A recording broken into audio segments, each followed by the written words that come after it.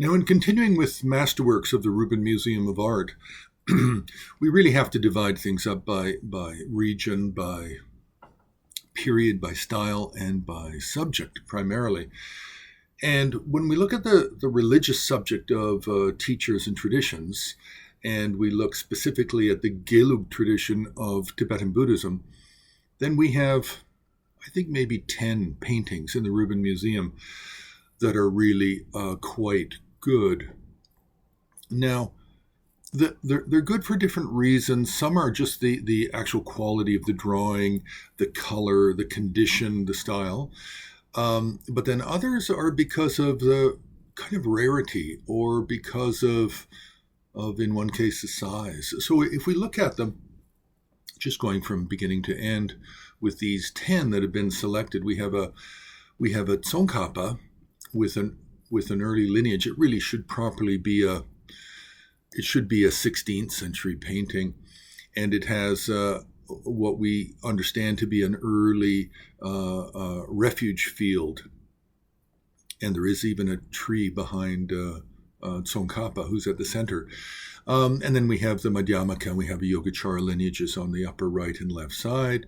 Then we have a group of 5 teachers below who still remain unidentified. It's very difficult to read the inscriptions, and I've not had access to good images of that. I don't know if it's ever been rephotographed since it was acquired. Now, the second painting comes out of a Panchen Lama incarnation lineage series. It's Dorje Pel, and it's just a very bright, very clear example of a painting from one of the pre-incarnations of the Panchen Lama from the famous Nartang set of really the 18th century. Now, the third one I think we've done a video on. This is, I think, quite important because it's also a large format painting of Tsongkhapa. And in the bottom right corner, it shows a Ganden monastery and not yet finished. So this is following very closely with one of the earliest biographies of Tsongkhapa. And this one is quite unique because he is not associated with Manjushri until he meets one of his teachers in his 20s or possibly 30 years old.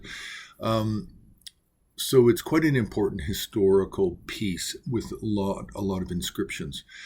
Now, the fourth painting is actually the 5th Dalai Lama, and this appears to be a portrait painting, and it's gold on red, and this became very popular in the 17th century during the period of the 5th Dalai Lama, and there are also inscriptions on the painting.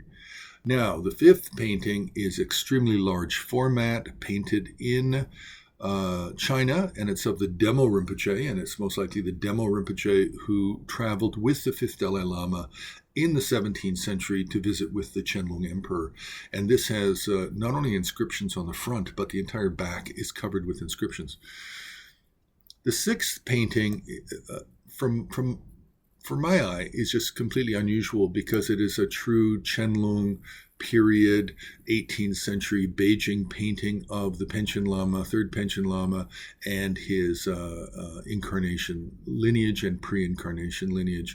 And it's in just this totally unique, possibly Chengde, but definitely Beijing style.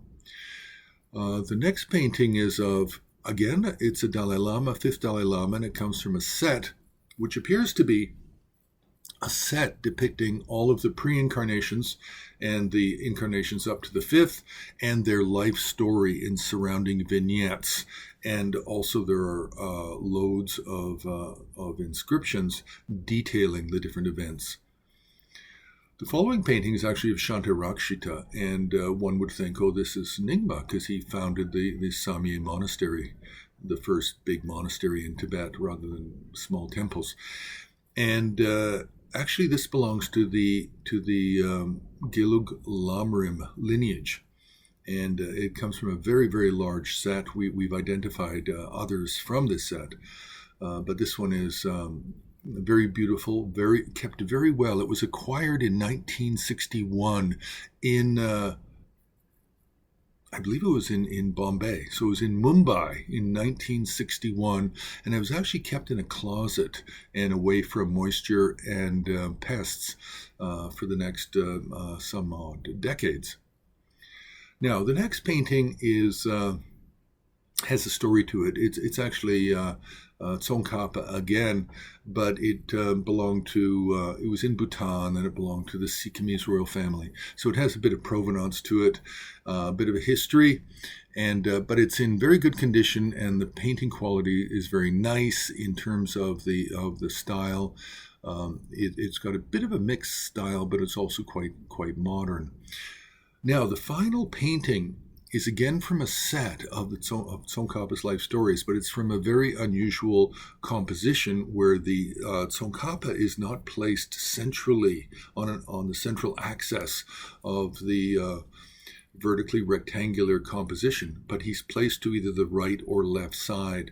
And it's a very, very curious compositional style, and not a lot of research has really been done on it. So this is actually one of those paintings and the painting sets that we just don't know a lot about. So within the Rubin Museum, these really 10 paintings are really the most interesting from the point of view of lineage teachers, religious teachers, specifically of the Gelugpa tradition. And so we'll leave it there. You can press like, you can subscribe, you can join Horror on Patreon, and you can also make a donation on the homepage of Himalayan Art Resources.